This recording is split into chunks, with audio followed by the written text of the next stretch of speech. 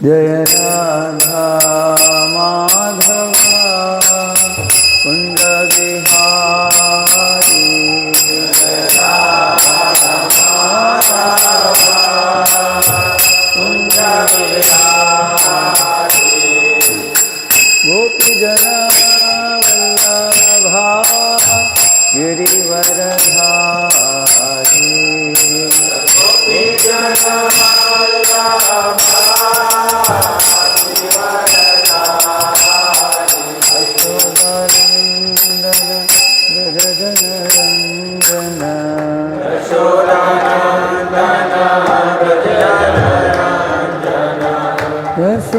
Yashodanandana Radhajanarandana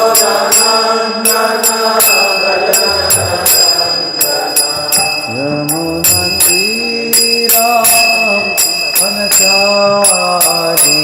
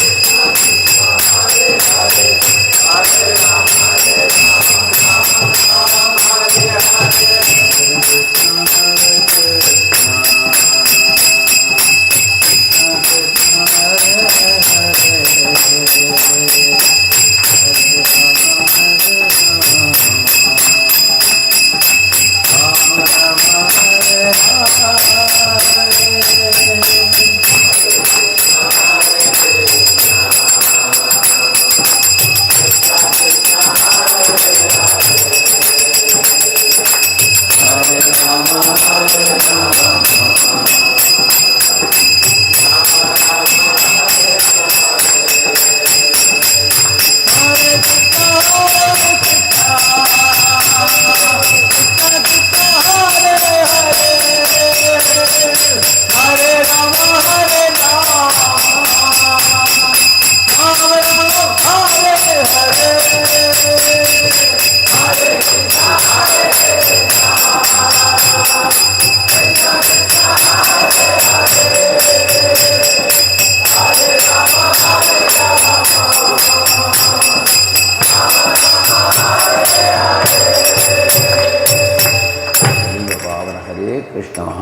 ki Om Ajnanatimirandasya Jnananjanashalakaya Chakshurvanmilitam Yena Tasmai Shri Gurave Namaha Shri Chaitanya Manobhishtam Stapitam Yena Bhutale Swayam Rupah Kada Mahyam Dadati Swapadantikam Vandeham Shri Guru Shri Yuta Padakamalam Shri Gurun Vaishnavanscha Shri Rupam Sagrajatam Sahagana Raghunathanvitam Tam Sajivam Sadvaitam Savadutam Parjana Sahitam Krishna Chaitanya Devam Shri Radha Krishna Padan Sahagana Lalita Shri Vishakhanvitamscha Nama Om Vishnu Padaya Krishna Pristhaya Bhutale Shrimate Bhakti Vedanta Swamin Niti Namine Namaste Saraswate Deve Gauravani Pracharine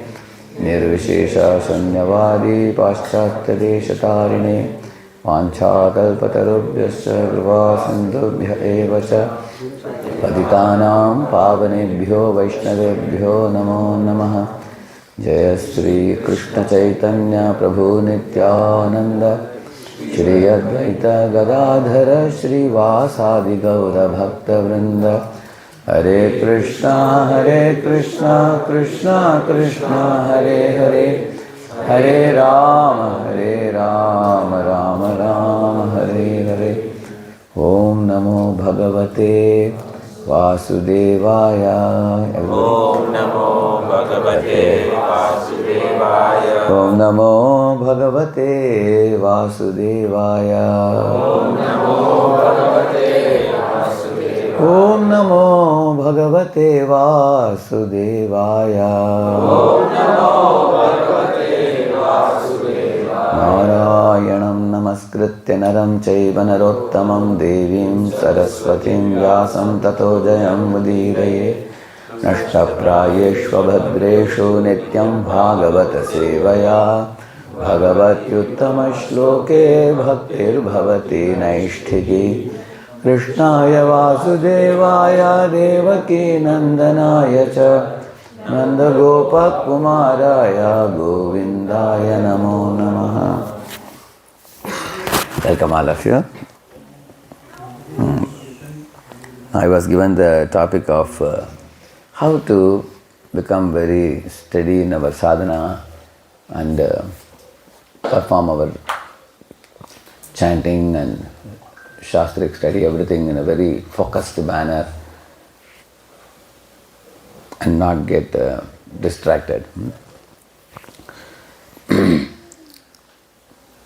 There is a great secret to that. We will discuss about it today. I think I have to mute. You see, there is a saying in English, energy flows where intent goes. Whatever from the bottom of our heart we all are convinced by, we are going to direct all our energies of body, mind, soul, body, mind, words, everything in that direction. So therefore, anyone who is convinced about Krishna consciousness, they will wholeheartedly approach the path of devotional service, which means, it also means that they will perform the limbs of devotional service with utmost attention and carefulness and enthusiasm. There are two verses in the Bhagavad Gita. You will see, Aham sarvasya prabhavo mattas sarvam pravartate iti matva bhajante mam buddha bhava samanvita. One who knows that I am the source of everything that exists. Actually, I am not going to use the notes. You will otherwise switch off. It won't keep coming.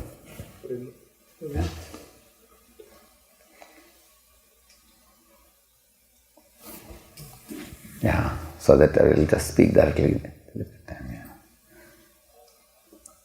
So, bhava samanvita means wholeheartedly adoring Krishna. There's another verse. Yo mameva asammudho janati purushottamam. Where does it come? 15th chapter, last verse.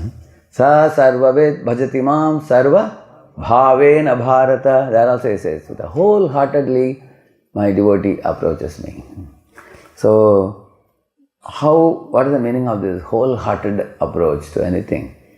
You are, with open arms, you are welcoming Krishna into your heart, into your life. And Krishna is the first priority for you. And everything else also, it's not that you don't do, you do them also. But they will also go side by side. But Krishna is the most important thing for you. Like Ambarish Maharaj, how he embraced Krishna consciousness. Or how Yudhishthira Maharaj and the Pandavas welcomed to Krishna consciousness. How Prahlad practiced Shuddha Bhakti. So that is the bhava. So bhavena bharata, he says. So in that connection I was telling you, energy flows where intent goes, I was telling. So their intent was to love and serve Krishna eternally. So how does that consciousness come about? So that we can perform our sadhana very nicely. Actually, every performance in the path of devotional service has a particular quality to it. Say, for example, I am entering service. The service should be rendered with a certain type of consciousness. Let me put it very briefly. CDDD, you can remember. A very simple acronym. C means concentration. D means detachment. And DD means from doership to divine consciousness. So, concentration means awareness, attentiveness and absorption. What awareness we need while performing devotion service?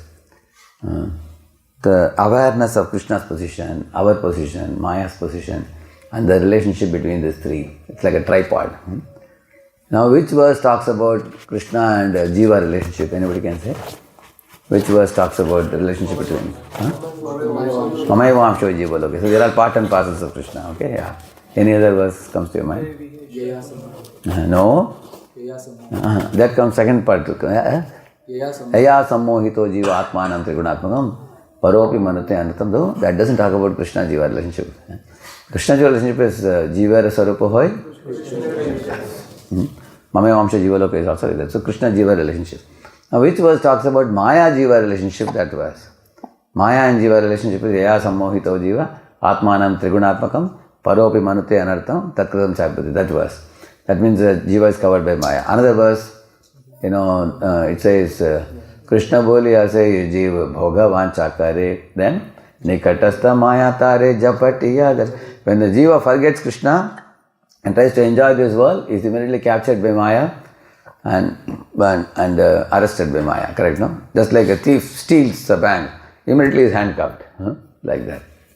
Another verse talks about Maya Jiva relationship. Krishna boli ase Jiva anadi bahirmukha atayeva maya deya samsara dukha. It says, since time immemorial, the Jiva has turned away from the Lord and acting whimsically in this world, inviting trouble in his life and others' lives. So then Maya gives him suffering because of that. Maya doesn't give suffering exactly. Maya stops you from engaging in a wrong direction. Just like a mother may catch a child's hand who picks up the knife in the kitchen, or a child goes to touch the fire, mother may, catch the hand of the child and pull him away. Like that, Maya stops us from engaging in wrongdoings. So this is Maya Jiva relationship. And what is Krishna Maya relationship? Mama Maya, that is this verse. Mama Maya. That means Maya is also Krishna's Maya only. Sometimes in certain religions they have a notion that Maya is like a opposite side, enemy to God, and there is a war between God and Maya. People think like that. Actually, Maya is also God's energy only. Just like a country has a jail department, which also belongs to the president of the country. So, in this way he says, Mama Maya Dharatyaya. So, there is one more verse, Vedavyas saw Maya and Krishna together. In one verse you will see that.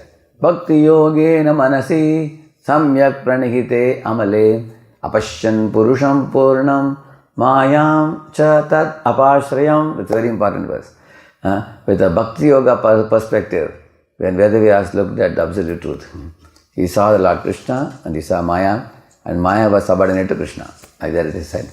Maya was under Krishna's control. So when a devotee sees that Maya is under Krishna's control, then devotee becomes fearless. That I am under the shelter of Krishna, I have nothing to worry. Devotee becomes confident. And Lord also says that the first verse, Daivi Hiesha Gunamayi Amma Maya Durate. When you hear that verse, you will get depressed hearing that verse. Maya is so powerful. Then second verse he says, Mameviye Prapadyante Maya Metam Tarantite. So when you surrender to me, you will be saved. It's only Satyananda Maharaj was telling, one boy, paper boy, used to distribute newspapers in homes of people. So one very big landlord was living in a big compound. So he asked the newspaper boy, why do you drop it at the gate and go? Why don't you come and give it to me inside the house where I am sitting in an easy chair? Come inside, give and go. The boy said, sir, I am afraid to come inside your compound. There is a very big bulldog. There is a outhouse in which the bulldog used to live. Sometimes it will be tied to the tree. So he said, I am afraid to come in. But the man said, don't worry, the dog is always tied. It's not let loose, don't worry. So one day the dog was tied to the chain to the tree. The boy saw that. So then he confidently came in. But then the dog came running behind him because the chain was there, tree was there, but it was not bound. So then the boy ran. The more he ran, guess what must have happened? The more dog chased after him. Then what is the best thing the boy could do? No, if he stops the dog will bite him. He called the owner. Sir, your dog is behind me, he said. And the master gave a whistle to the dog. Hey, Tommy, he said. Immediately Tommy went to the master and started wagging the tail, sitting next to him. So then he gave the newspaper and went. So he was telling this example and telling us that as soon as Maya is chasing you, immediately call, Hare Krishna, you call. Immediately Maya will go behind Krishna and say, sorry, now I won't disturb you now. You have called my master's name. Like that he was telling. So, in this way, Maya-Krishna relationship you understand. So this is like a tripod. Jiva, Maya and Krishna. So this is awareness. When we are having awareness, and then we can be attentive in our chanting. We can call out the Lord's name. That, oh Krishna, this Maya is very powerful. Please protect me, purify me, uplift me, accept me. I don't belong to this world. Like Lord Chaitanya said, Ayinanda tanuja kinkaram patitam mam vishame bhavam budhau kripaya tava pada pankajastita duli sadrisham vichintaya. He said that somehow or other I have fallen into this ocean of birth and death. Please pick me up and place me at your lotus feet as one of the millions of devotees. Like tiny atom, he said. This is very significant, you see. He is saying, I am a tiny atom, he says.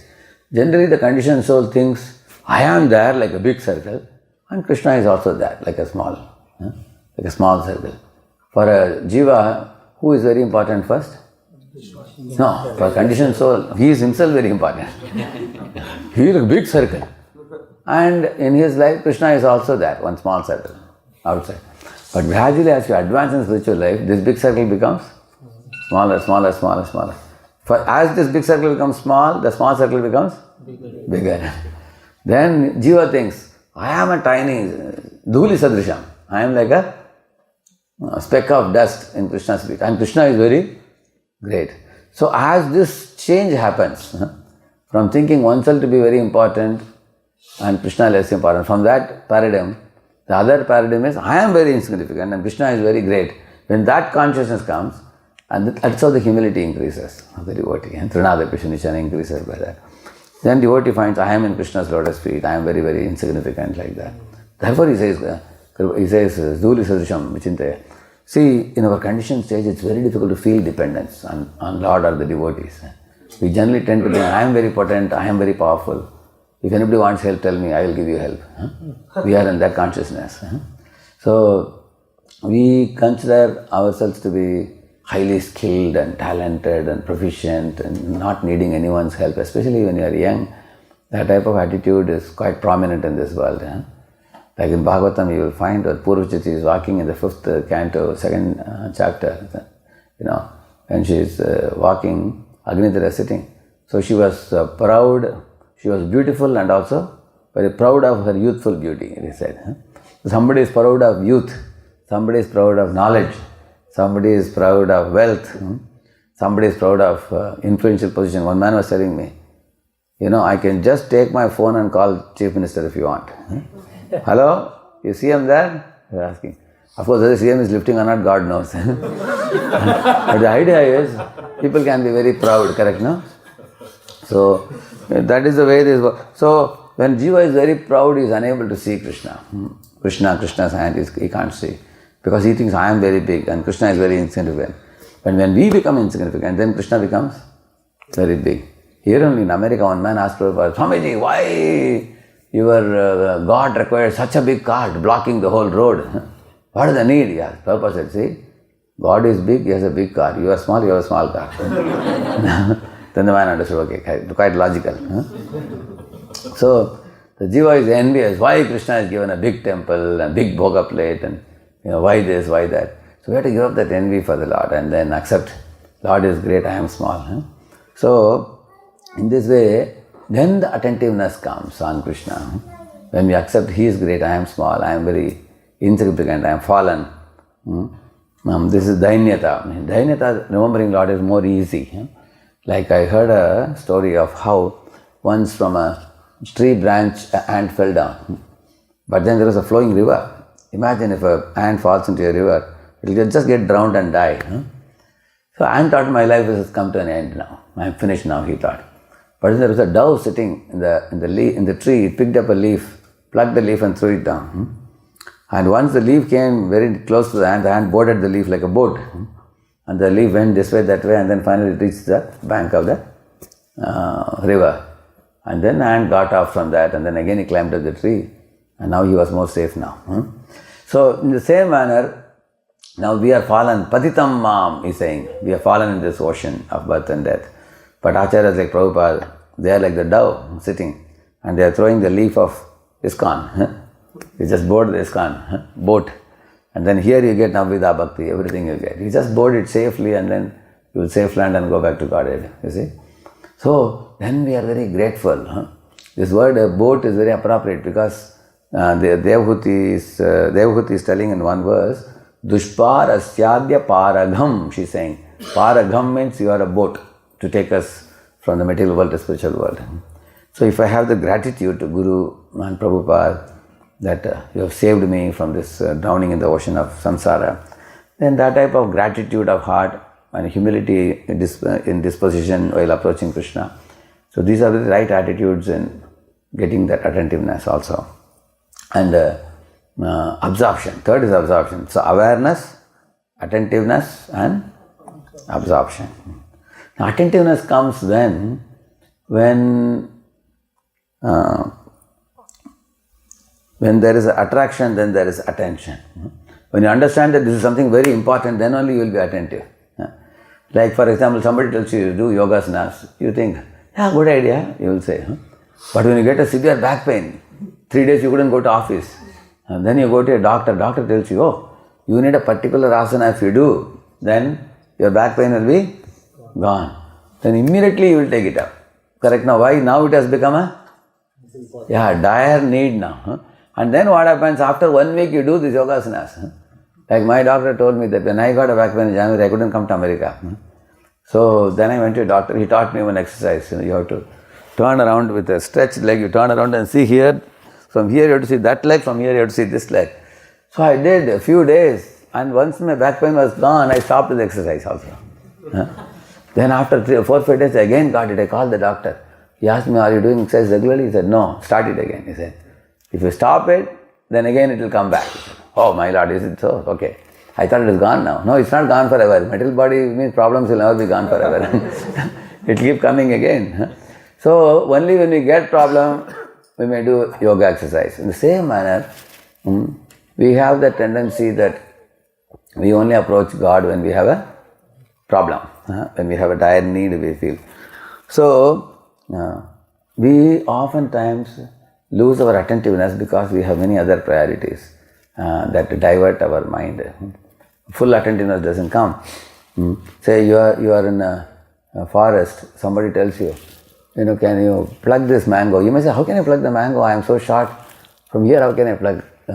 They may say, just climb up the tree and pluck some mangoes. You may say, I don't know tree climbing. Correct? No? But imagine if a tiger comes, you will learn it. Isn't it? You will quickly, how did you climb? God knows. So, generally when danger comes, we take it very seriously in our life. More attentiveness comes. At that time, there cannot be any, like I have personal experience also. 1 week before the exam, our mind takes the exam paper very cheaply. It doesn't worry so much. If there is exam tomorrow, then you can see, no matter what, there may be television going on at home, all are watching, but you will be fully attentive, only when there is seriousness. So, as I told you, awareness, attentiveness, and thirdly, absorption. Absorption means like a sponge absorbing the water. That is absorption. So, and how does absorption come? The chanting is closely related to shastric study. Because the shastric study can soften our heart. And then the chanting will become more juicy. It's called a Sneha Yukta Naam. Prabhuji's name is, I think, Prem Naam, I think, isn't it? Correct, no? Yes. Yeah. So it's not ordinary Naam. What Naam? Prem Naam. So to chant Prem Naam or Sneha Yukta Naam, the shastric study is very helpful.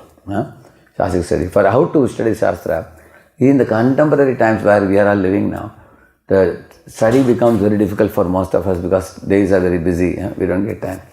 But mostly intellectual devotees or educated devotees I have seen, one of the ways they can very easily study is, when they get bulk time, they should swallow bulk Shastra, like a camel.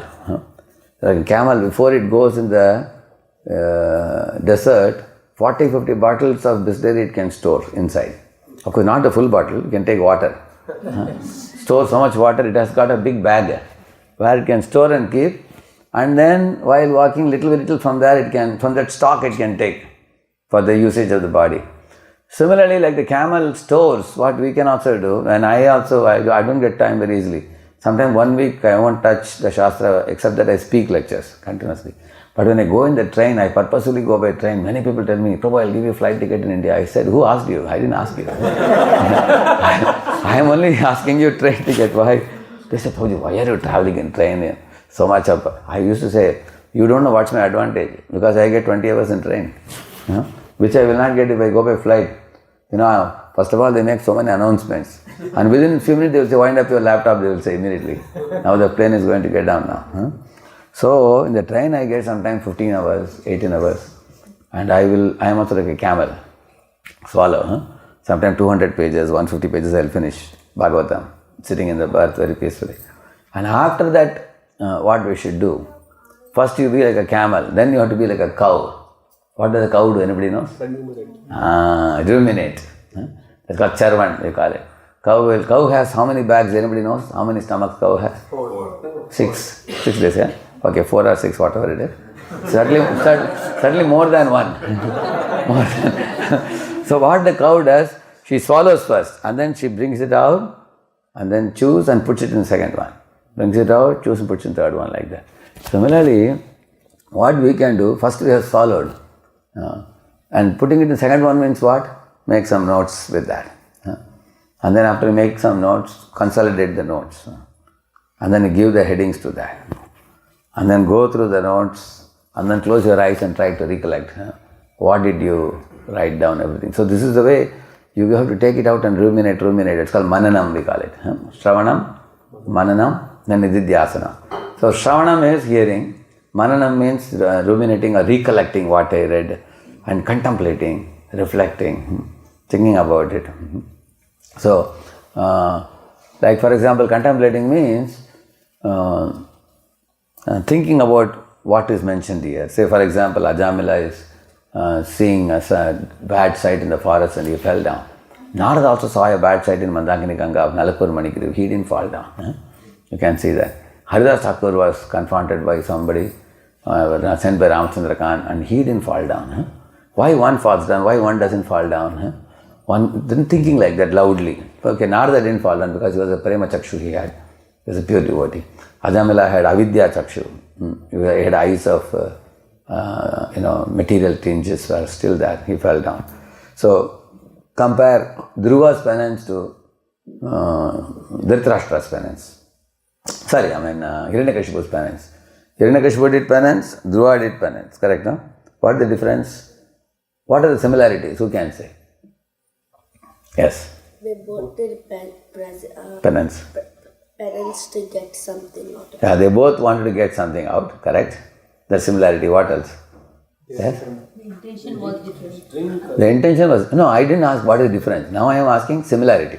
First we will go for similarity. Both were determined. And kator tapasya, both did very severe tapasya, which are unimited. We cannot imitate either of them. Both are difficult for us to imitate. Correct, no? These are all similarities. Correct? Both wanted a very big goal. Our Hiranyakashipu wanted to be Triloka Adhipati. And Dhruva Maharaj wanted a kingdom better than Satyaloka of Brahma also. Very big goal they had. These are similarities.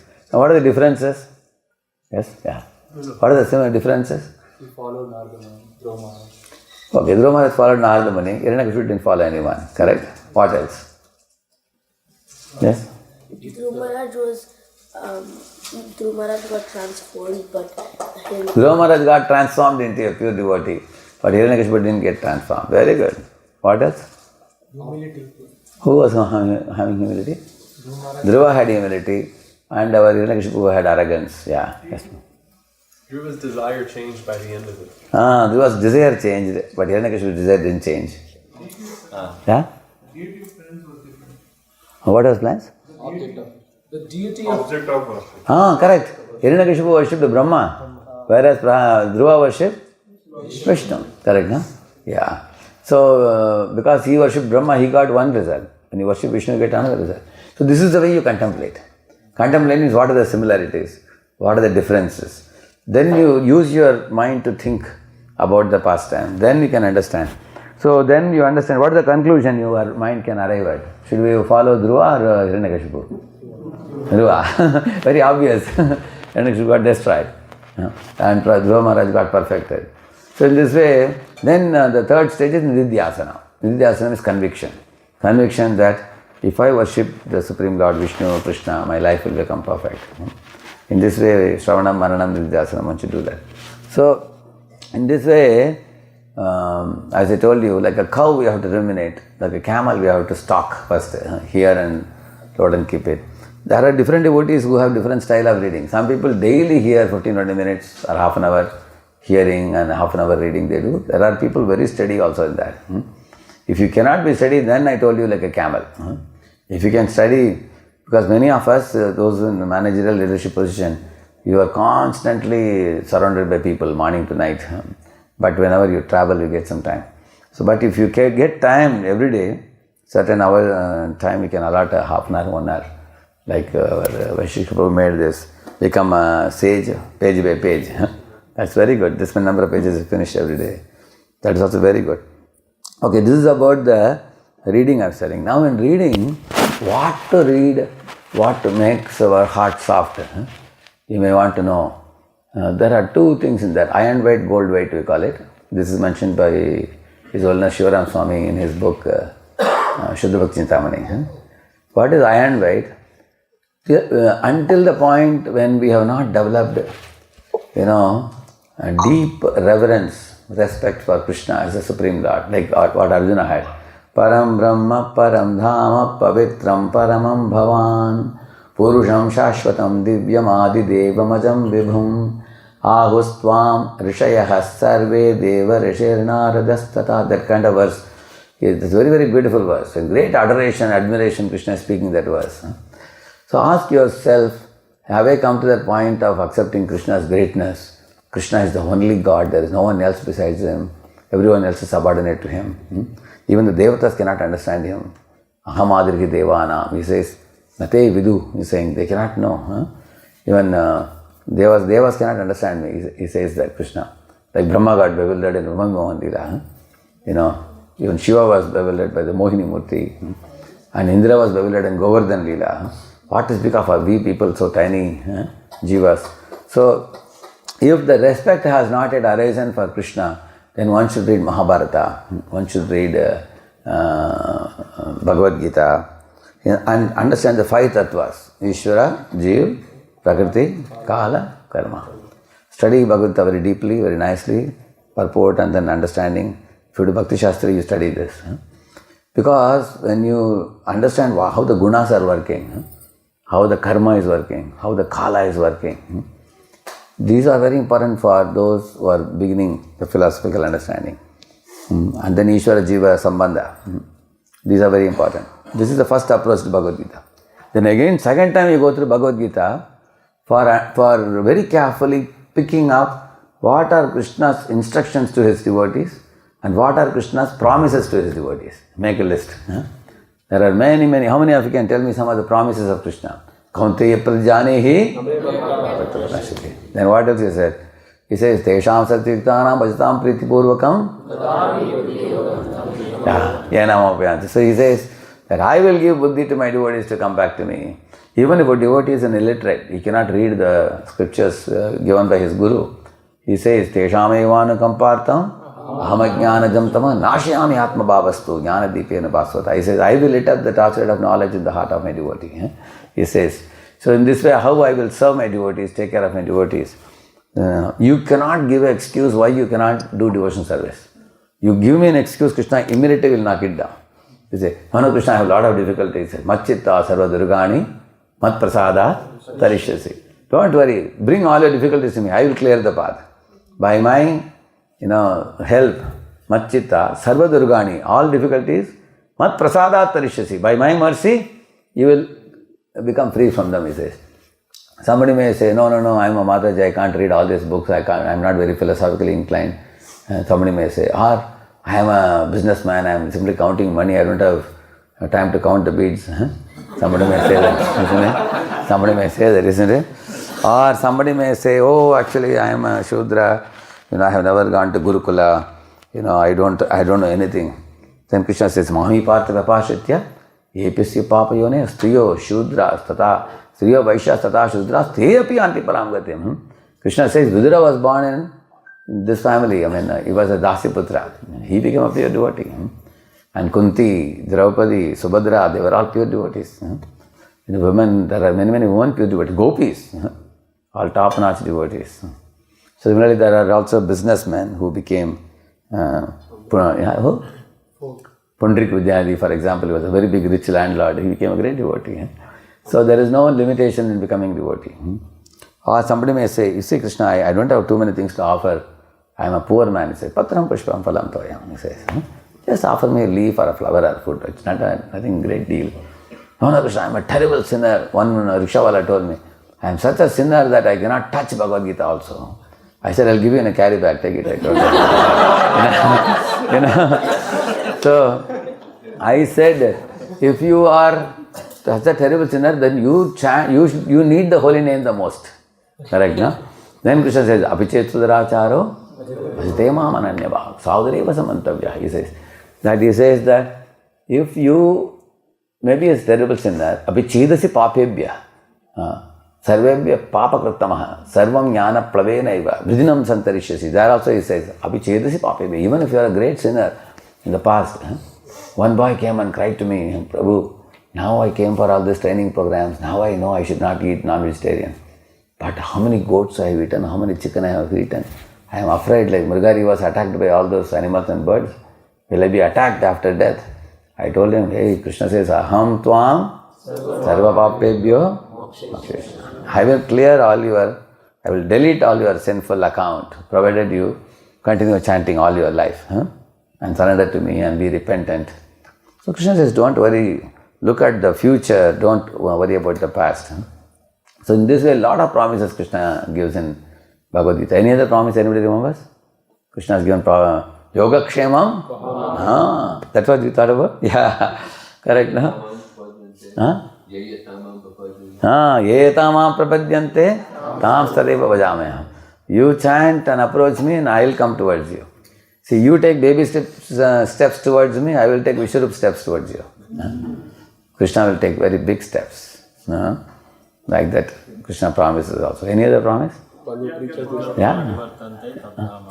Which one? Correct. He says, Mama, this verse he says, what is that verse? Na suryo na pavakaha yad gatva nani vartante. Once you come back to my abode, you will never fall back to this material world. That's also a promise. Janma karma chame divyam evam yoveti tatvatah tyaktva deham punarjanma naiti mameti.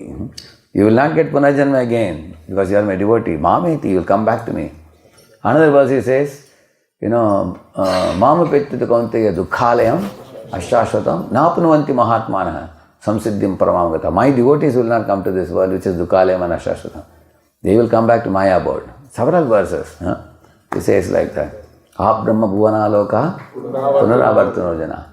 Those who go to Brahma Loka also in the top, they also come back. But Mam Petukante Punarjanmana, they will not take Punarjanma. Many verses promising that my devotees will not take Punarjanma. It's declared. So we have to ask ourselves how much faith we have in these instructions. Do we really have faith? If we have faith, then why will we take Krishna lightly?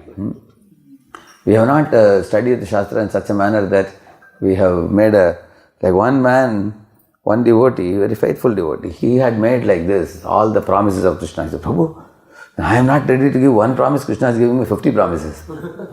I am lazy to give, you were asking in the class, I told that fellow to chant one round, but he was more intellectual fellow. He was reading Gita, then finally he brought this 50 promises of Krishna. And said, he has made 50 promises to me and I am not ready to make one promise. So today onwards I'll chant one round. He said, So, when you think about what Lord is doing to me, then we will also want to do something in return for the Lord also. So the Gita should be studied very personally. First round you can read very, to understand all this Kala, Karma, Guna and all that. Second time you read, we have to take the Lord's words very personally. Because the scriptures are like a love letter of the Lord for the jivas. And our chanting holy name is our love letter for Krishna. So there is a love between Lord and the jiva. And that can be established, revived, if we do it in that way. Like when Lord is speaking these things, we should take it literally that He is personally speaking to me. We should take it. Actually, unfortunately, we take Maya very personally. Actually, Maya, you don't have to take Maya personally. See, this is a very foolish thing. Actually Maya is attracting everybody and we think she is attracting only me only. We think like that. Whereas Krishna we take very impersonally. So we should do the opposite. Bring Krishna to front, Maya to back. In computer we do, no? Like this. Correct? That's what we have to do. So take Krishna very personally. So when we hear all these prayers and all. So once we do these 3 A's, awareness, attentiveness, absorption. And what does the absorption do? Like a sponge soaked in water, I was telling you, heart soaked with remembrance of Lord's promises, Lord's qualities. Okay, let me talk a little bit about the Lord's qualities and activities also, because that is very heart-touching to the jiva. And Krishna himself says, Maya mugdha jivaranahi swata Krishna jnyan atayeva kripai koila Krishna veda puran. Maya mugdha jiva cannot understand the Lord on his own.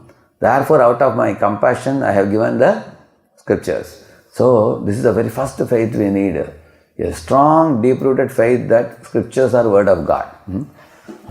And I can rely on them. And Krishna has personally given the scriptures.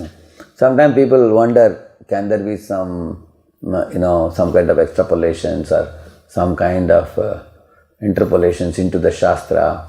How can I know? For example, all the shastras say that, we should not eat meat, we should not drink wine. But 1 or 2 verses in some Puranas we find somebody has inserted, that will be very glaring. Because if somebody has tried to put some interpolation, so acharyas will immediately point out this is not a proper verse, somebody has done some mischief, the scripture. So, one thing we can be confident, Guru, Sadhu and Shastra. Combined together, one should have a very, very firm, staunch faith.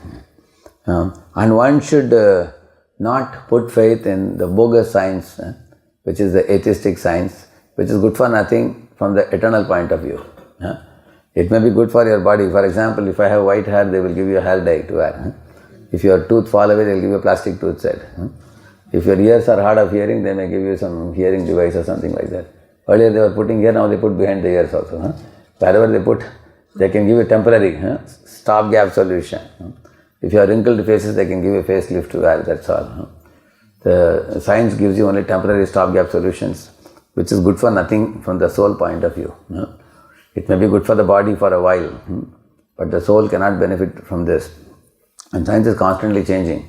When I entered IIT, in the first day I went to the library and I saw there was one newspaper which said, "No life on Mars." So then 2 years later, I was graduating, I went to different departments to get the no dues. After that I went again to library, the newspaper reading said, "Life on Mars."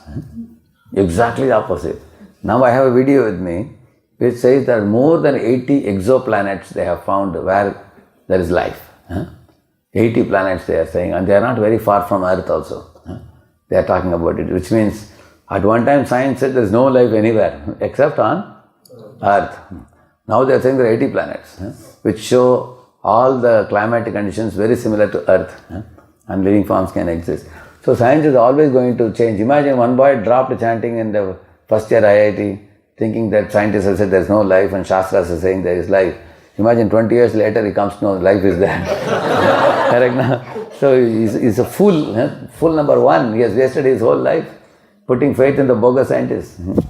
So science is always coming up with hypotheses and speculations and different kinds of things. They will say one thing today and they will change it tomorrow.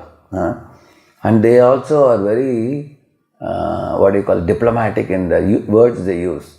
Like for example, they say, we are in a test tube baby. No baby is produced in test tube.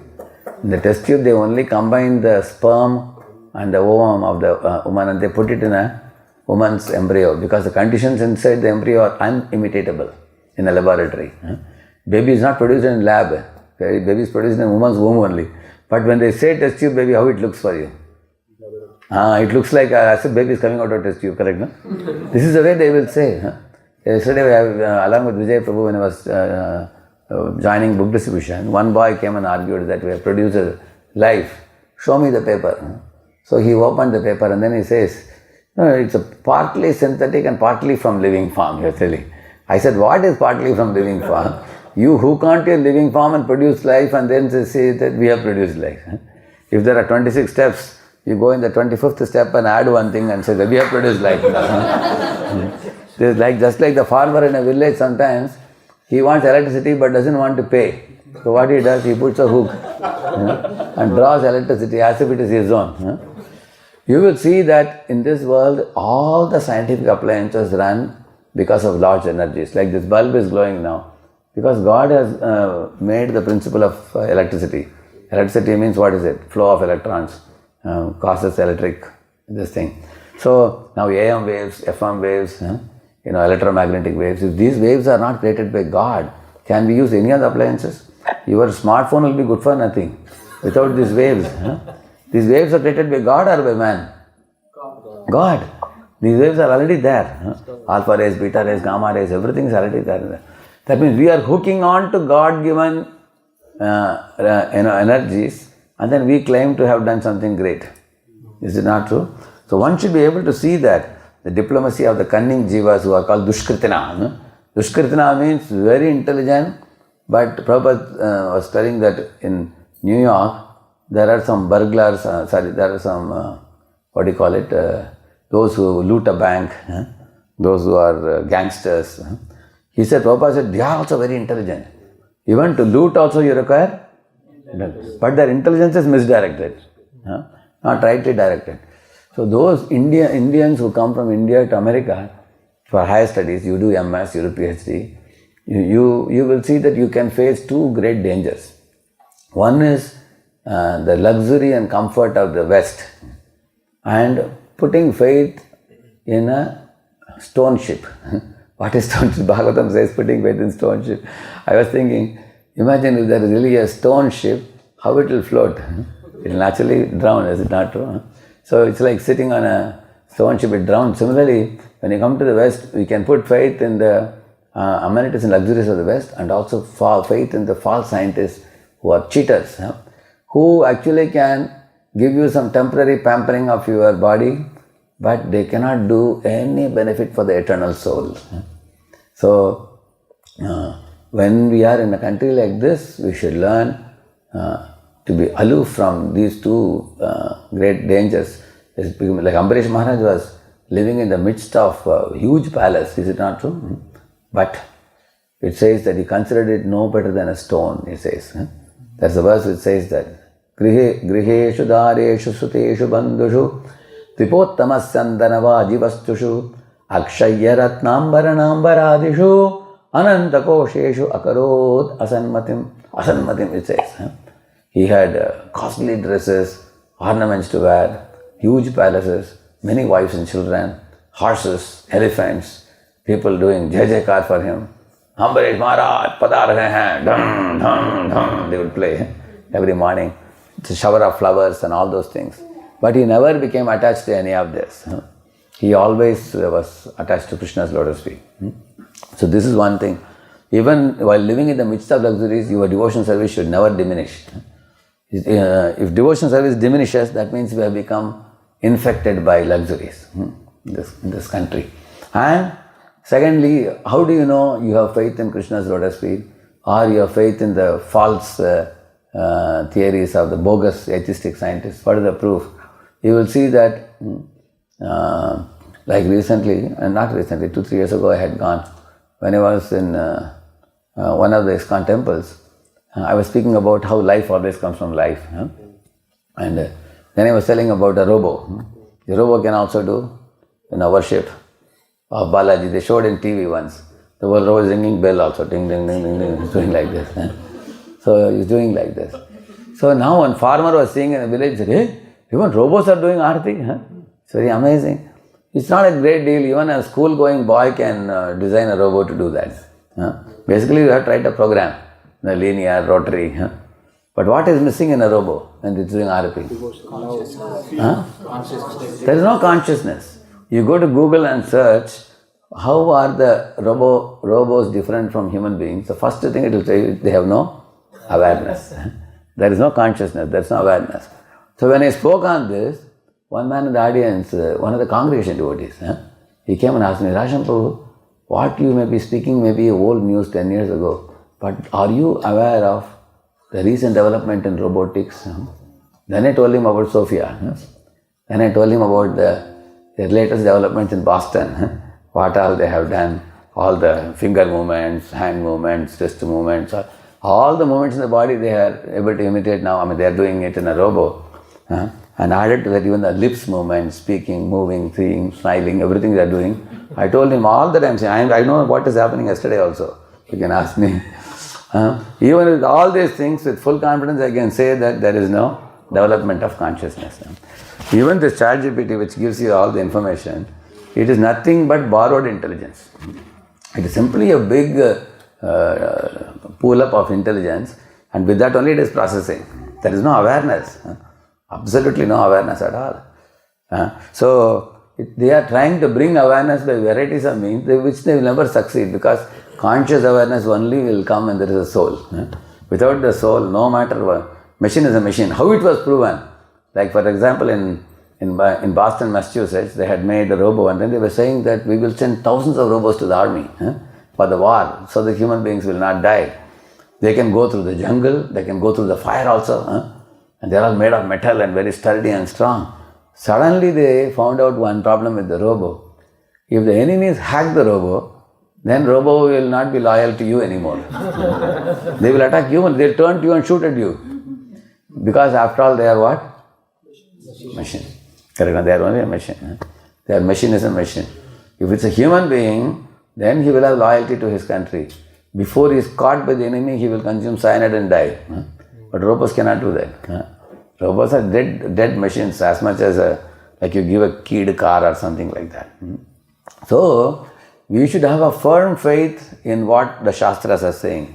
Because if there is a lack of faith in shastra, there are many people put kumkum, chandan, they'll go to Tirupati Balaji, they'll still believe in Darwin's theory. In India, This is very amazing thing with the Indians. They can actually be very religious also. Same time they can also be, they can also be simultaneously, they can be devotee of Darwin, devotee of Krishna also. But this is one difference I found in many of the people from the West. They developed very deep faith in Srila Prabhupada. So, if you have doubts, you write to devotees who know about Darwin, write to Chaitanya Prabhu, write to Michael Cremo, he has published a book on, forbidden archaeology and hidden history of the human race. So many books are written. Darwin's, there is a human devolution. He said there is no evolution, there is a devolution. From Brahma down, the ages have degraded now. So, make sure that put all your doubts on the table and shoot them down one by one. Don't keep any doubts. When doubts are cleared, then faith is born. Then firm faith can come. So, in fact, educated people can develop far more greater faith than blind followers also, because many of the villagers who are blind followers, nowadays they have more faith in material science, because material science gives them many appliances for using and enjoying life, like a smartphone and everything. They can be fooled by the modern day so-called advancement. But educated people, with your education, along with that education, study the shastra and develop a very firm faith. So that's why he says, Yo mameva asammudho, he's saying. With no type of foolishness, one should have a firm faith. Janati Purushottamam. Krishna is the Supreme Lord. There is no one equal to him, no one greater than him. He is the be-all and end-all, the summum and bonum. When that firm faith comes. So there are doubts in the field of science. There are doubts in the field of religion also. There is Sri Vaishnava, there is Gaudiya Vaishnava. They are saying Vishnu Supreme, they are saying Krishna Supreme. All that should be cleared. There should be no doubts. You shoot down all the doubts. Actually, when doubts are all gone, then faith is born. Otherwise, the faith will be in a very lukewarm. It will not be very strong. When the faith is, like you will see a child, for example, a child has such a faith in the mother, the child thinks that mother only gives me milk.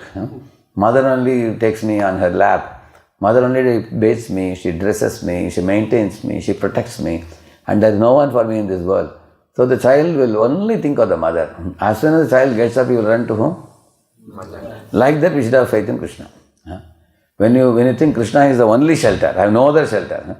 That's called Ananya Bhakti, correct, no? You will not go to anybody else. So, when that faith comes, then in chanting time also, when you sit to chant, you cannot think of anybody else. There's nothing else will come in the mind when this becomes our singular absorption. So, attentiveness, awareness, attentiveness and absorption. These three put together leads to concentration. Then we get concentration. And another one is detachment. What is the detachment? Detachment from our material designations. So that is another big thing field. In this world, somebody is in a woman's body, somebody is in a man's body, somebody is in a child's body, somebody is in an old man's body, somebody is in an animal body. So the bodily identification takes our samadhi away. So, we are always looking into the mirror and see how beautiful am I and try to beautify the external body. But the body keeps changing always. So one should not attach too much importance to the material body and material bodily connections like the profession and relations and everything. Because when we are sitting and chanting, our relation with Krishna is eternal. Our relation with the material world is temporary. Just like, say, a child is going to play in the seashore and making a sand castle. While making sand castle, you make some windows, you make some door, you make a gopuram type of thing. We become completely absorbed in that. And we think, I have built this, and we are very, very attached to it also. Anybody creates anything, we become attached to it. My creation. We think like that. Suddenly a ocean wave comes, and then it knocks it down. We cry like anything. Correct, no? But then, when it gets a little dark, your mom may tell you that, wait, it's getting dark now. Come, let's go home. Parents come and call you. Then you just dust your hand and go with them. Ask yourself, your relationship is with the seashore or with the parents? Parents. With the seashore, your relationship is one evening, that's all. With parents, you may live 100 years. Correct? Now, think about it. In the same manner, our relationship is with the divine couple, Radha and Krishna. They are our mother and father. And our relation with the material world is like a seashore. So, therefore, we should see what is a smaller picture, what is a larger picture. Smaller picture is to become identified completely with, this seashore. Oh, this is my everything, my sandcastle. That is smaller picture. And bigger picture means, this seashore relationship is small, one small part of my life, but I am eternally connected to Lord. To think like that. So in this way, and when will we feel that connection? Now saying divine couple connection is very easily said than that faith that is developed. So before you go to the divine couple, first you have to take Krishna and understand his nature. So I'll conclude my talk with 4 special behaviors of Krishna with his devotees. I'll briefly tell you and then we conclude. You see, the Lord and the devotee, the only commodity they exchange is what? Who can say? Love. Only pure love. See Sudama, Krishna and Sudama. So there is no other thing between Lord and the devotee. Like Krishna and Arjuna. What binds them is only pure love. Arjuna did not expect anything from Krishna. He said, just be with me, that's all. If you are there, I will be confident to fight the battle. Actually, Arjuna didn't even think that Krishna has to drive my chariot. If Krishna is with me, I will be successful. And Krishna did much more than that. And Arjuna emerged successful.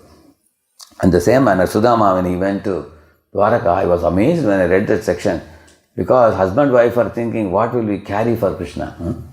Although he is wearing tattered clothes and bones are visible, and he didn't eat for many days, so he went hungry. Even in that predicament, they both are thinking about what? Giving. What to give to Krishna. Just see. In the same manner, when he met Krishna, afterwards Krishna gave even without telling. Even without telling a word to Sudama, Krishna gave so much back. So they both are in what mode? Taking mode or giving mode? Giving mode. That's the meaning of a devotee. Prabhupada says Yashoda is not telling Krishna, give me my daily bread.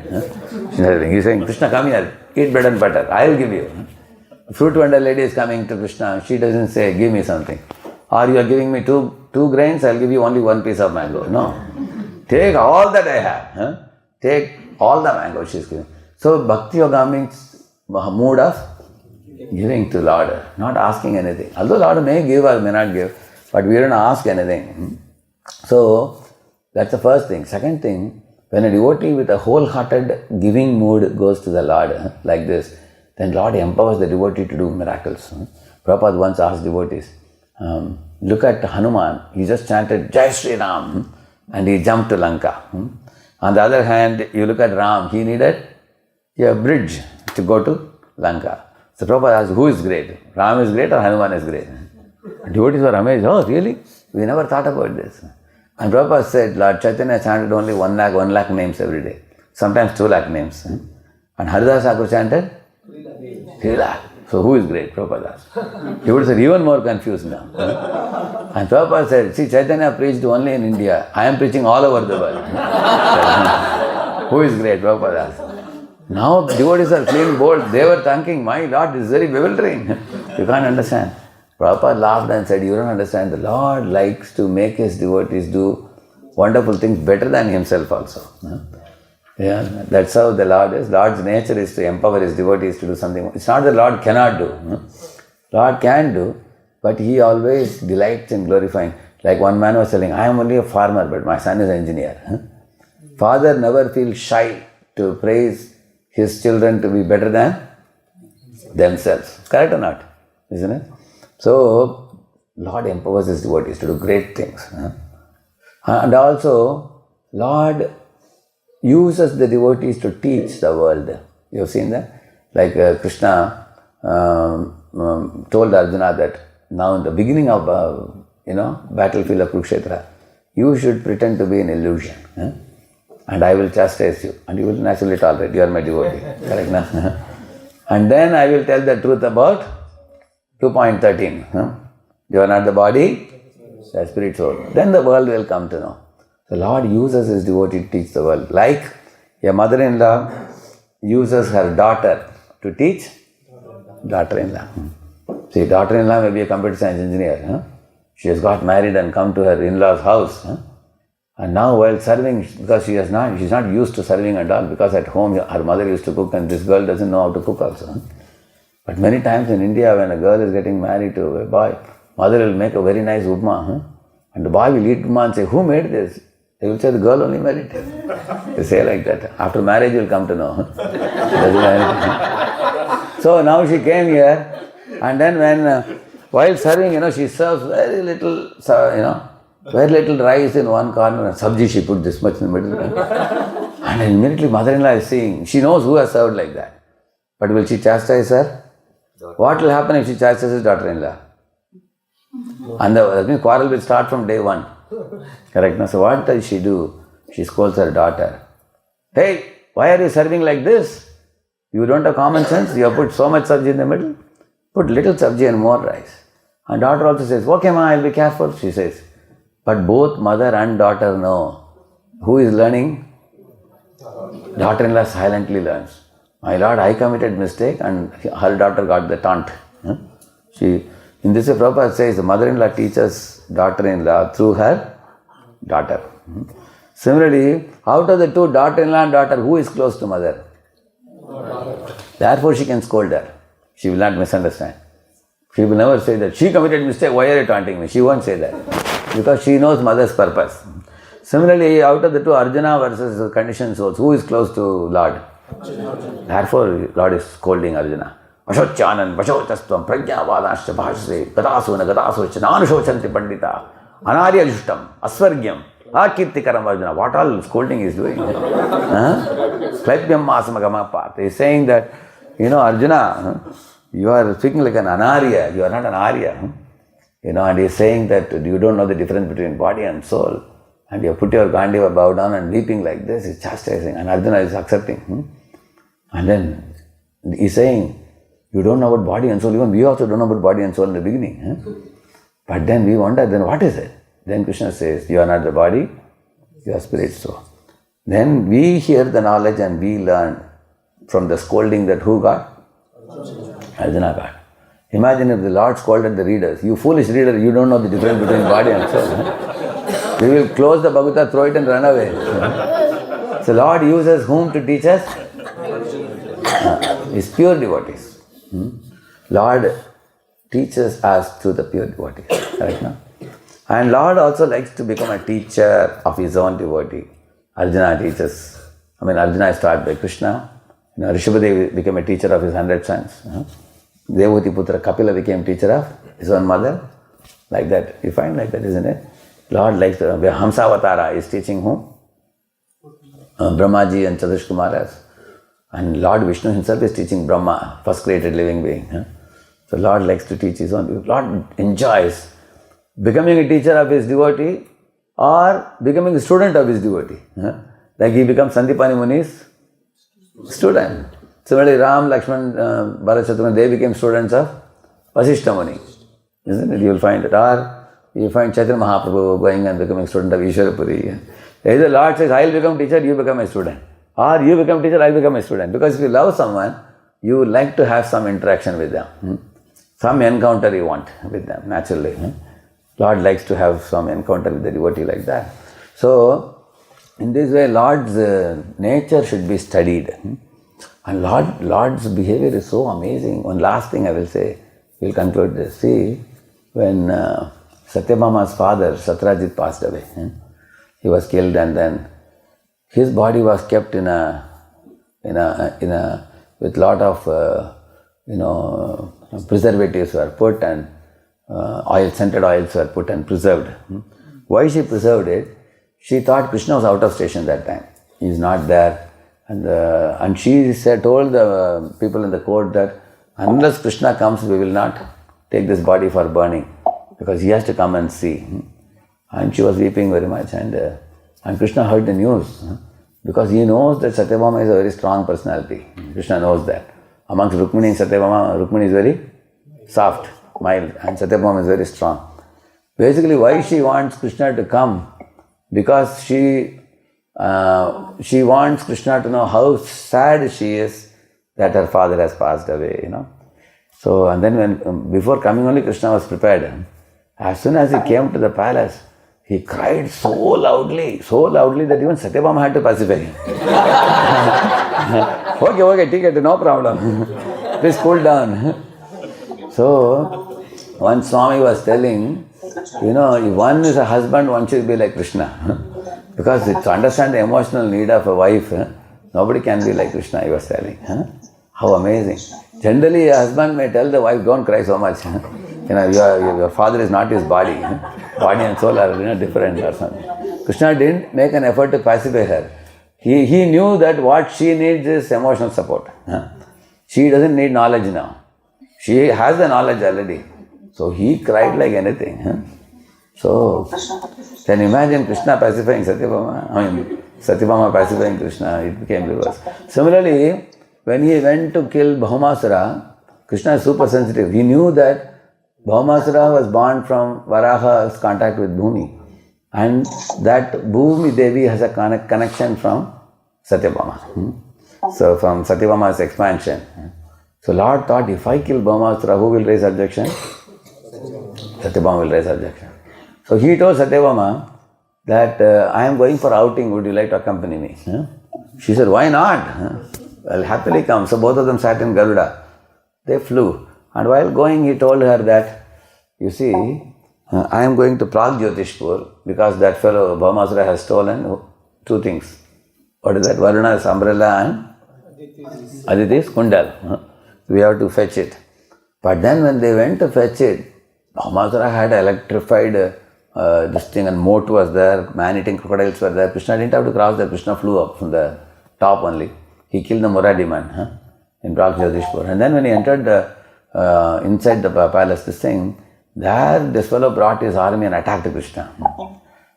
And Krishna was not attacking enough. Satyabhama asked, what are you doing? Why are you not attacking enough?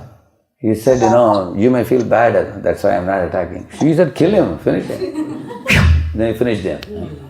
Because tomorrow, if she asks, why did you kill Bhumi Devi's son, which is also your son and my son also, correct? No? But he took her permission and then killed her. So how sensitive he is. Whenever we all do something in our life, if it is under somebody's custody, it is better for us to take their permission and then take it, even if they are your subordinate also. Generally, what do you think? He is my subordinate. If something is with him, I can't take it because I am superior to him. Like that some people do. But tomorrow the relationship will get strained. Even though they may be subordinate to you, if something you have kept in their custody, if you want to take it, you can tell them. For example, I am Temple President of Pune. I have given one car to one department. Now I want that car to be taken by another department for a couple of days. So I will gently call this devotee and say, Prabhuji, can we take the car for the other department? And they will tell me, Prabhuji, you are a president, whatever you decide is all right for me. I am president, but I can't take it without your permission. Then what happens by that? Our relationship will be stronger and sweet. Now imagine, without telling him, I took the car. He returns back to the department and says, my car is missing here. Then he calls me and says, Prabhuji, I heard you gave the car to that fellow. And if I ask him, so what? Any problem? Then relationship gets strained. See, from Krishna we can learn so many things. So, therefore, you can see that the more you study the personality of Krishna, his qualities, his behavior, his characteristics, everything, will be thrilled. And then our mind becomes completely absorbed in the Lord's personality. Then the chanting of the holy name, we can pray to him. We are praying, we are calling his name. And I have not even made a beginning to talk about Srimati Radharani. Radharani's character is even more wonderful that even Krishna wonders about her characteristics. So in this way, study the shastra in such a way that shastras will sink in our heart like a sponge absorbing water. And then our energies will flow in that direction. Because that becomes all important for us. Thank you very much. Srila Prabhupada ki Jai.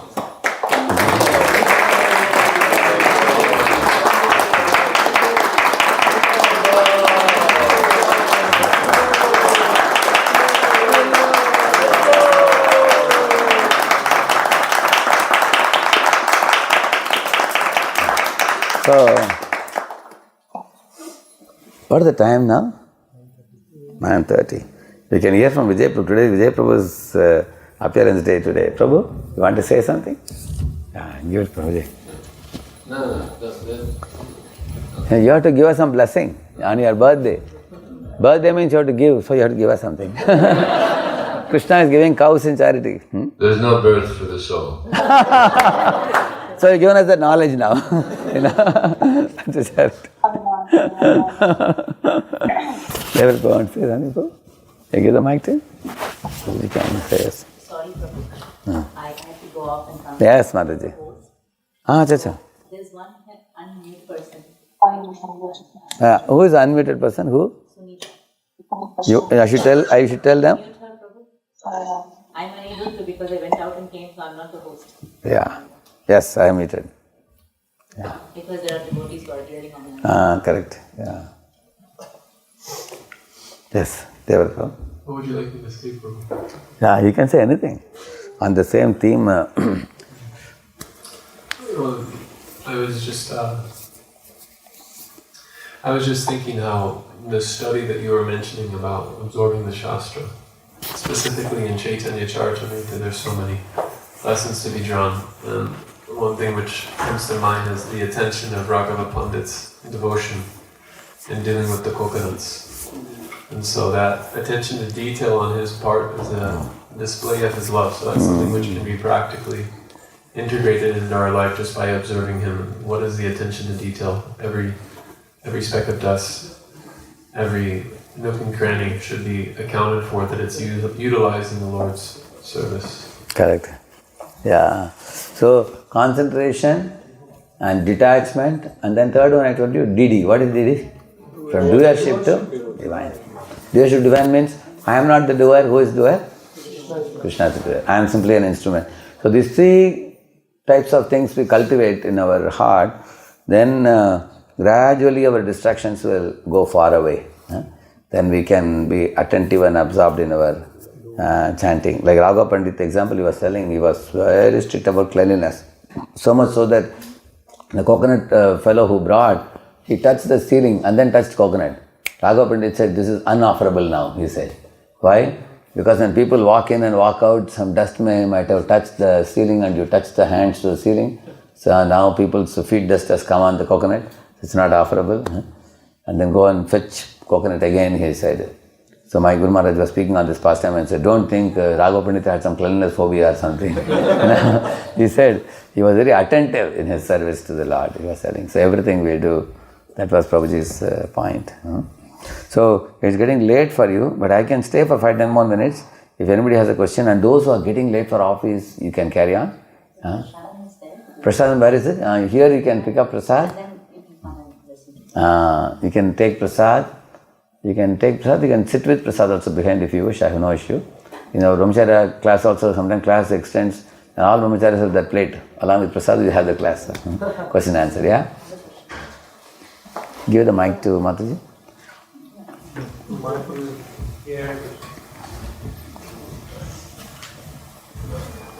Prabhu was thinking that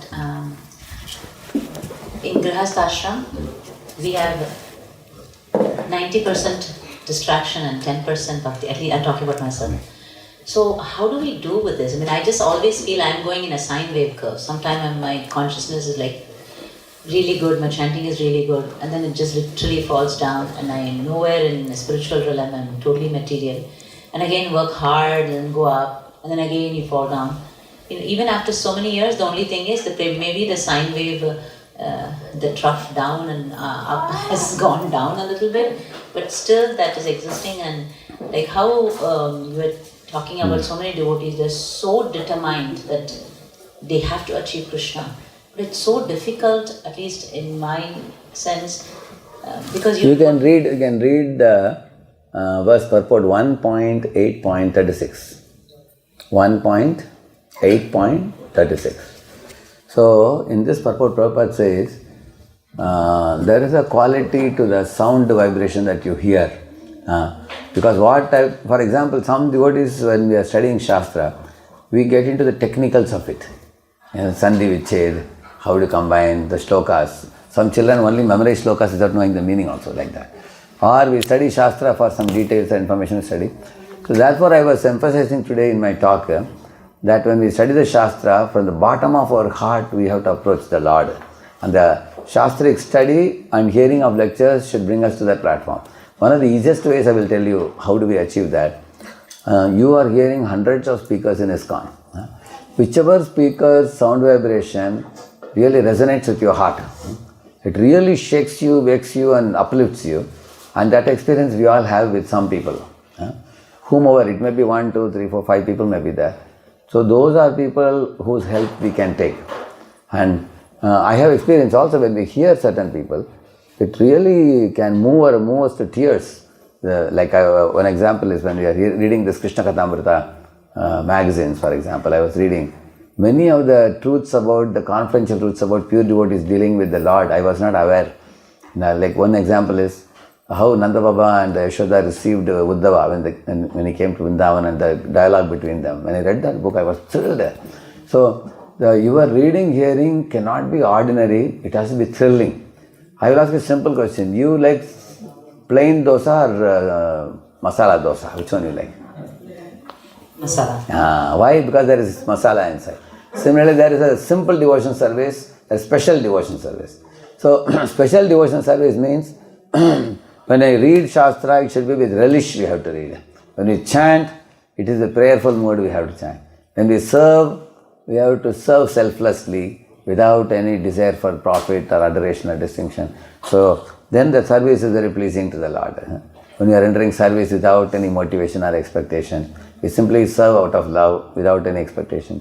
It's pleasing to the Lord. So, we should have self-discipline and selfless service attitude. So, when we are self-disciplined, then the first 2 verses of NOI are very easy to follow. Self-discipline. Because the self-discipline keeps the mind in order. When we are lacking in any of these 12 items, first 2 verses, and that actually takes the mind away also. So, self-discipline, selfless service attitude. So, therefore, these are the quality with which we perform everything, whether it is reading Shastra. So, I would say that nowadays many people are studying for the Bhakti Vaibhava, Bhakti Vedanta and all that they are studying. So, at least we get a chance to access Prabhupada's purports. But there are many purports where we come to know new things about the Lord which we never knew before. For example, I never knew about Viryaras before. After reading Prabhupada's 1.8, 1.9, first canto, 9th chapter, Bhishma, I was thrilled by why the Lord made Yudhishthira Maharaj not get convinced by even Lord's speech. Correct? Krishna and Adbhuta Karmanaha. So, these are all the things which become a turning point for us. Like Lord Krishna is about to leave Dwaraka, about to leave Hastinapur, So, at that time, the Kauravendra Strinam, Sarvashruti Manohara, they go to the top and they are offering, they are glorifying Krishna. We are reading that. Similarly, when he is about to leave, everybody is coming to send him off. But his sister is sitting with her head hanged down, putting her head down. She is not coming forward. So Krishna looked behind and saw that my sister Subhadra is not happy. Then he stayed back for a month. So he is so sensitive because she has lost her son, our Abhimanyu in the battle. So when we read the Bhagavatam, if we take it personally, then those are the things gradually, small droplets of them, they gather more and more and more and more. And that is what increases our Sharanagati to the Lord, correct now?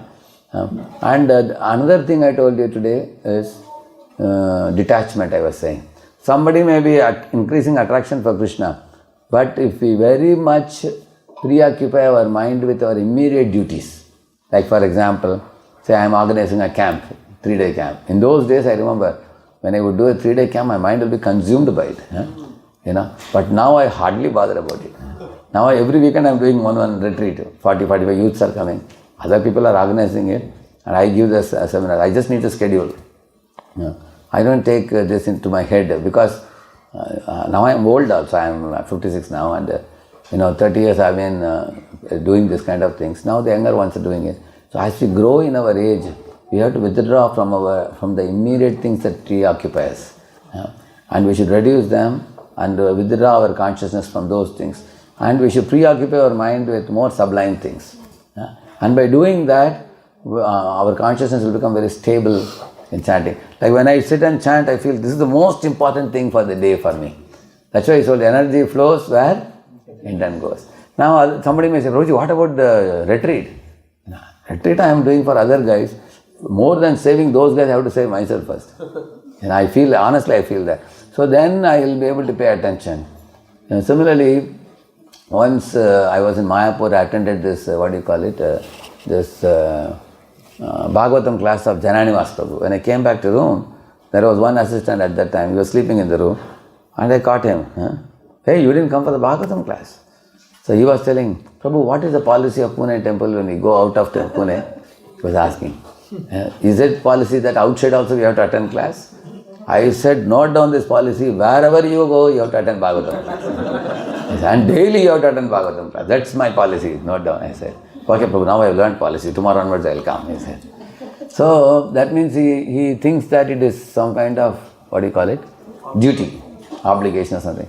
So I feel that in our life many times, when we do the activities, those things which we love from the heart, we will do it anyway without being told also.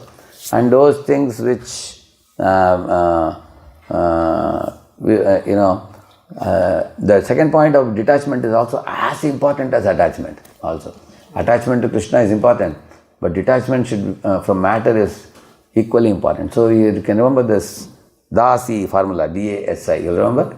D means, all of you repeat. D means detachment from matter. A is attachment to Krishna. And S is servant of the servant mood. I is shelter of internal potency.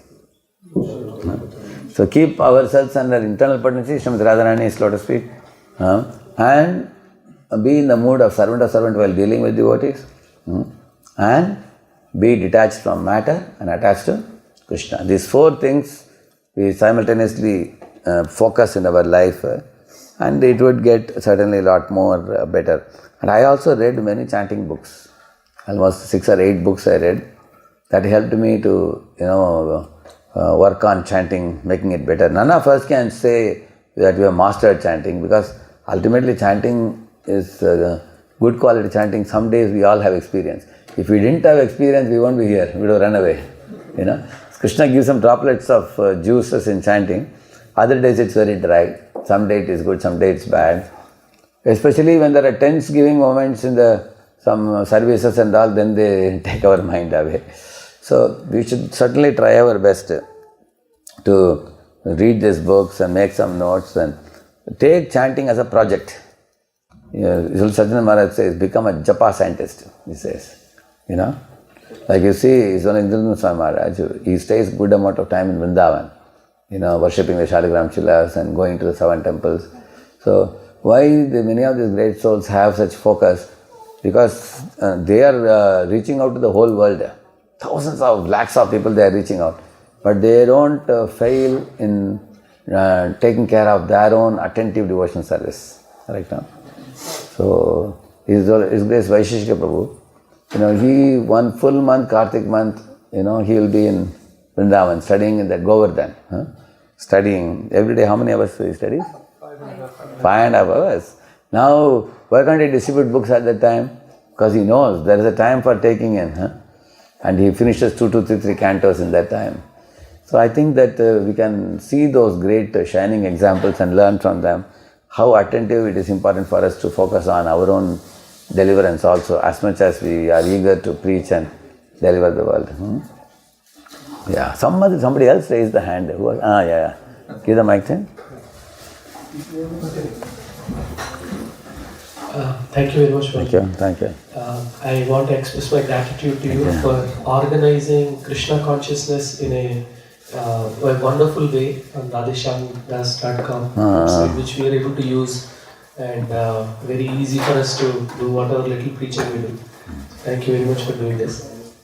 I have a question which you touched upon, which is as we are doing some small seva, even during chanting, in the beginning we are chanting, Krishna, please help me, please empower me, please purify me so I can do your seva as an instrument. But later on, as we chant, we get deeper, then we get into this planning mode. And sometimes we recognize this and bring back the mind, but sometimes even after recognizing, we say, this is such a wonderful thought. Let me go through with it. Yeah. See this one? What is the black written there? Negative? So this is what we will get in chanting in the beginning. When you chant, lot of dirty thoughts will come. Lust, anger, greed, pride, revengeful thoughts, or sometimes hatred and why they said this. Some people, even chanting, they are also thinking about so many other people also. Huh? That's the negative thoughts.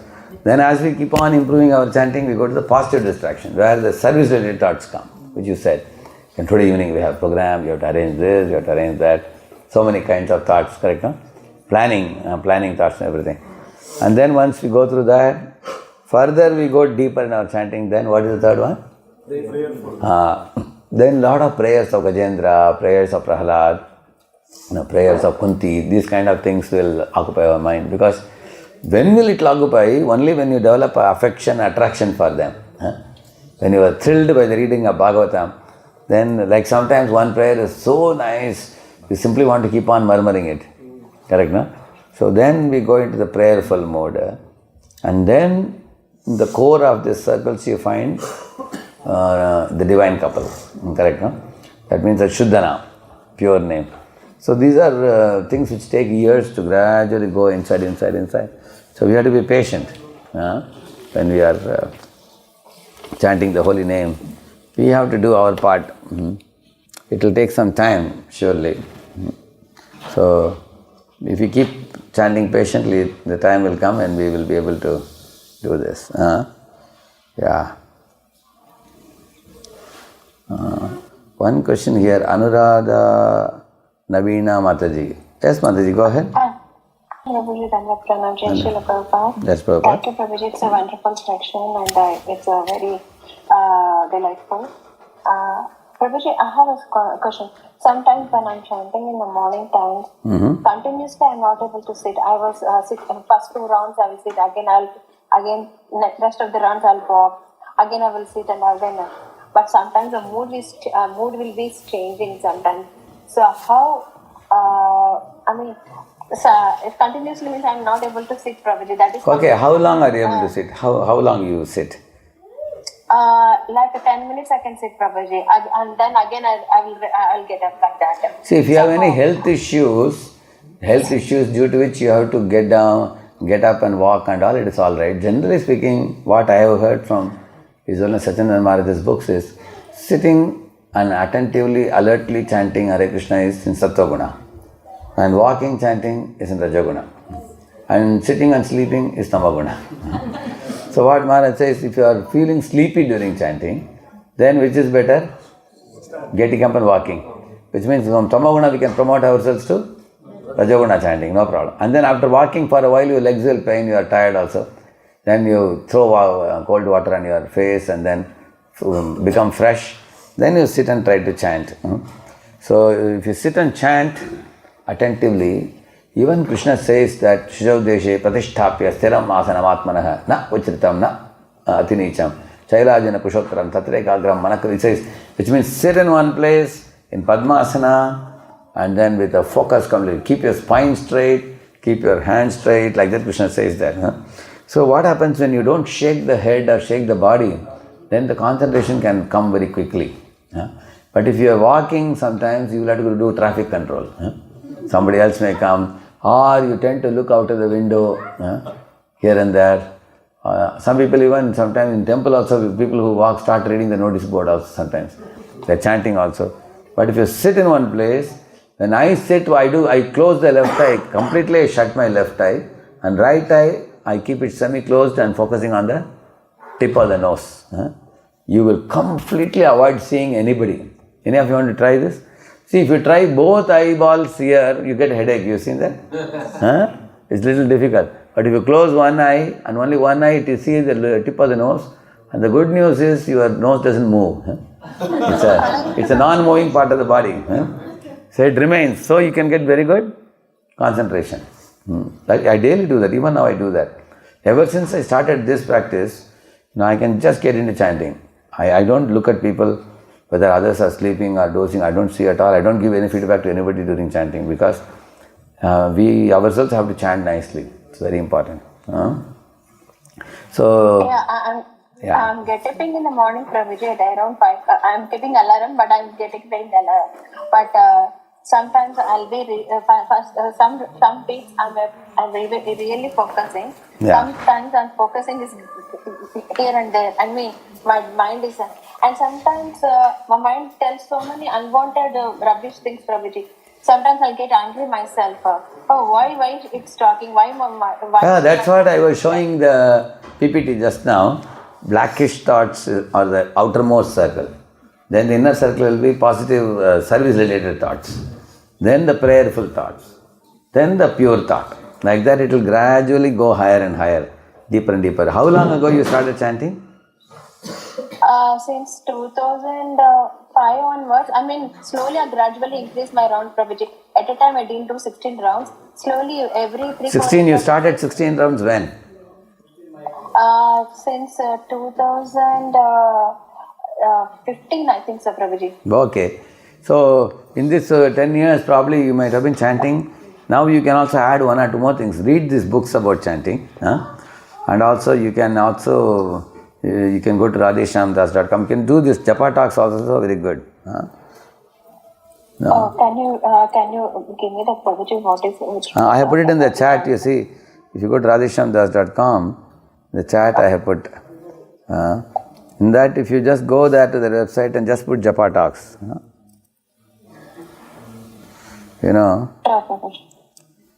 So, okay, I'll put that also, just 1 minute.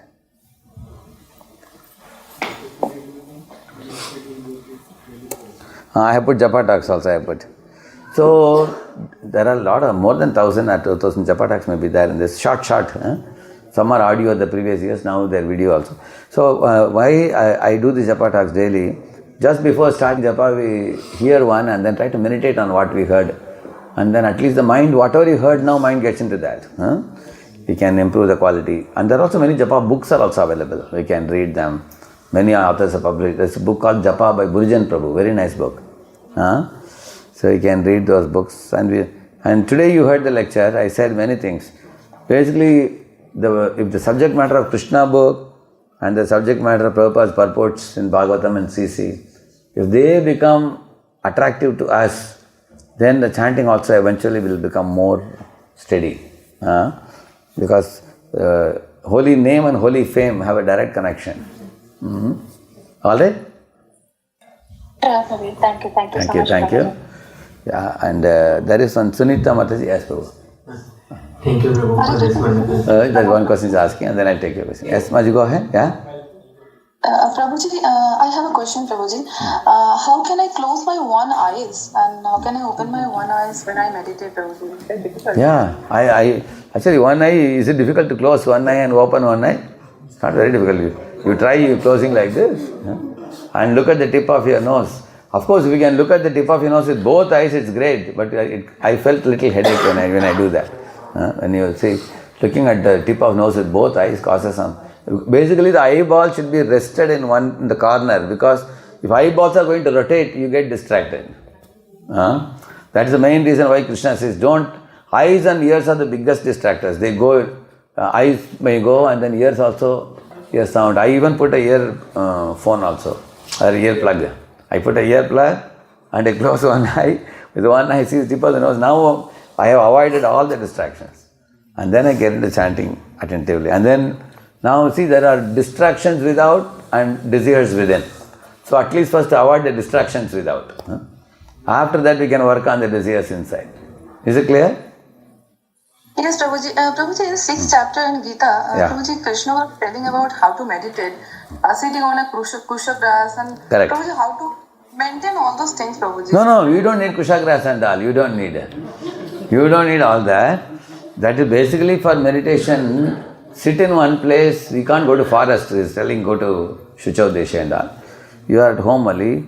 The whole idea is spine should be straight, 2 hands should be straight, and then look at the tip of the nose with at least one eye, and then close the eye and avoid the external distractions. And then chant Hare Krishna, Krishna Krishna, Hare Hare, Hare Ram, Ram Ram, Hare Hare. Gradually, the wandering mind can be brought to one, just like when child is going away from your lap to crawling out, you pick it up and keep it on your lap again. Like that, mind has to be brought back. It's a kind of exercise. It gets better and better as we keep chanting more and more, and then at the same time we have to avoid wrong practices. Have you all seen this 30 different ways of how not to chant? Hare Krishna TV, if you go, how not to chant, you put in YouTube, you will get it. There are 30 ways. WhatsApp japa, sleeping japa, like that. They show different type of japa. Alright? You can see that also. Yes, Prabhuji, and one more point, Prabhuji. Prabhuji, when I'm concentrating on Krishna's lotus feet, Prabhuji, I don't know, sometimes so many things. No, we should not concentrate on, I never told you have to concentrate on Krishna's lotus feet. See, if you are looking at Krishna, one brahmachari was telling me that I thought of Krishna's dhoti. Immediately I remembered my dhoti is drying in the rooftop. I had to run because rain was coming. Yes. So, our mind is still material, we have not yet spiritualized it. We have to only hear Hare Krishna, Hare Krishna. Chant and hear, chant and hear, chant and hear. But as I told you, on its own, while chanting, if some remembrance of Krishna dancing on Kaliya, Krishna lifting over the hill, and what some character in Bhagavatam said to Krishna, if these things come in our mind on its own, without you thinking about them, then one need not worry about it. One can, you should be on the receiving end, not in a doing end. You should not ask your mind to think about something. You have to only hear the holy name. But when you hear the holy name, sometimes the Leela Surti may happen. The Lord may make your mind gushing out with some remembrance of some pastime. And that happens when we read the pastimes like the way I was telling in the class today. Does it make sense now? Yes, Prabhuji, thank you. Yeah, thank you. Prabhu, what is your question? Yeah, thank you, Prabhuji, for this wonderful class. Thank you. Prabhu, one question I had is that I personally struggle to read and it becomes cyclic sometimes, especially memorizing shlokas and all. So sometimes I feel it's a blessing in disguise. Oh yes, that one, but I never remember it. And but the negative point is, I tend to do well, human tends to do better or more what they are good at. So I can spend more time in other services, but I realize that I'm neglecting my reading. See, easiest thing to do is services. Even newcomers also, they are ready to do a lot of service and they don't want to chant. And they don't want to sit in the class also. If you sit in the class, they feel sleepy or they want some activity. So nothing wrong in that. To begin with service. Service purifies. When somebody does more and more service, he gets purified. And then one can sit in the class and hear. And when you sit in the class and hear more and more, then you get inspired to chant. Then one can chant. It's like the service, then hearing, then chanting. So by service, when you get little purified, also one very important thing we have not spoken today is our attraction for a Vaishnava. You can ask whether you are Prabhuji or a Mataji, somebody got inspired by some devotee. They render service. And by looking at them that they are chanting Hare Krishna, so they will also chant. Like that. You have to ask yourself which is the devotee in your community you have a very strong attraction for. And then connect with them, take service from them, do some service. And then, and if they are having a reading group or something, join that. And then you can get to hear from them. Like if on our own, we don't feel like reading, join a reading group where they read together. In Pune, a lot of reading groups. They call it a sport, they call it. You know what is sport?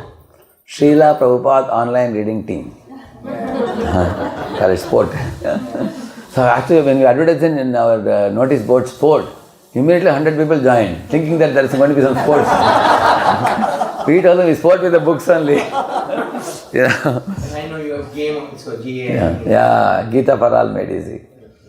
Actually, that Gita for all made easy, I have put it in a single link now. You don't have to go to website at all. I'll put it in the chat. Somebody can take it. I'll just show you.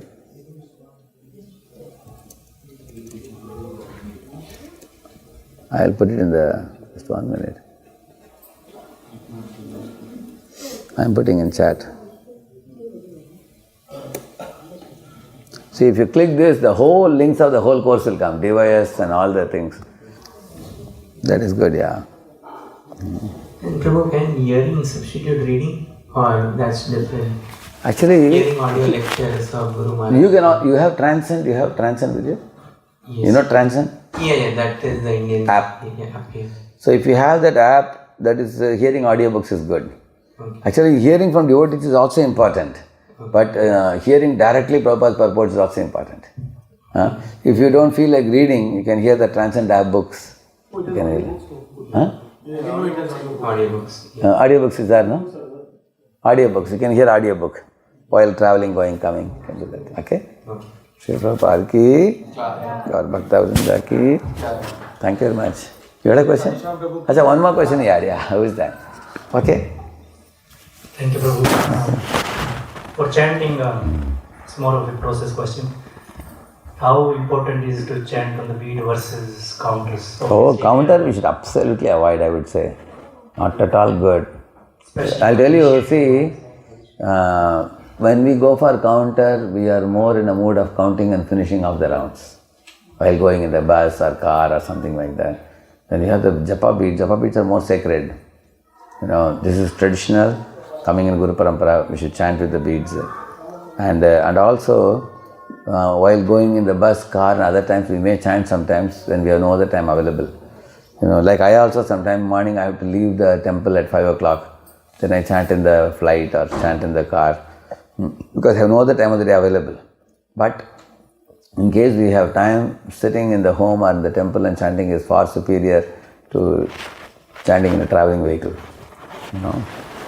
The counter, ever since counter came, some people are chanting too many rounds in the counter. And that kind of chanting, and basically we are more in a mood of finishing off. You know, the concentration will be very poor in that. When you sit with the beads calmly in a place and you decide that this time is for chanting, then your attention is much more better than that, isn't it? Yeah. Actually, one thing is, just like we sit and eat prasad, you know, or sometimes we spend time with the children, or sometimes we do our work in the office, as devotedly as we do those things, in the same manner we have to do chanting also. It should be, some specific time should be allotted for it. This is the time of the day is for chanting, like morning, 5 to 7 or whatever. Even if not 2 hours, at least 1.5 hours. In the balance, 3-4 rounds can be chanted. You know, morning at least 12 rounds should be over, morning. And then in case you still have some rounds left in the daytime, you may chant. Because we all know very well, the daytime chanting, evening chanting is not that good. Correct, no? A morning chanting is better because if the chanting doesn't give you nourishment, then the daytime our behavior, speech and all will become erratic. It cannot be pure. And we will be defeated by allurements and we will be carried away by so many kinds of distractions in the day. So the chanting and reading, hearing, these things are actually giving us a focus, stability in our spiritual life. People don't know, many people don't know this. In spiritual life, the real strength of a devotee comes from the morning program. The aratis, the japa, the reading, hearing, Bhagavatam class. This 3-4 hours of thing what we do, that actually is like a foundation for the whole spiritual life. You can erect a skyscraper building over the foundation. But without foundation, if the foundation is going to be weak, then it's very risky. Correct, no? That we should take care. I have some nice notes on these things. I can pass it on to Sukeshwar Mataji. You can share with devotees. They can, it's like self-reading. They can read on their own. Shri Prabhupada ki, Gaur Bhakta Vrinda ki. So Premnam Prabhu and his good wife, we want to thank them for hosting this event in their house. Let us chant one Hari Bol for them. Hari Bol! I just want to thank Radheshyam Prabhu. We feel very fortunate that he's come to the Bay Area. Radheshyam Prabhu's prowess in leadership training and youth development, education and spiritual intelligence is unprecedented. And I remember more than 10 years ago I was living in a base center in London, and that was inspired by, the London devotees were inspired by Radheshyam Prabhu to create that, and it had a really profound influence on me. So for myself and all the devotees, Prabhu, we want to offer our very heartfelt gratitude. Hare Krishna. Hare Krishna.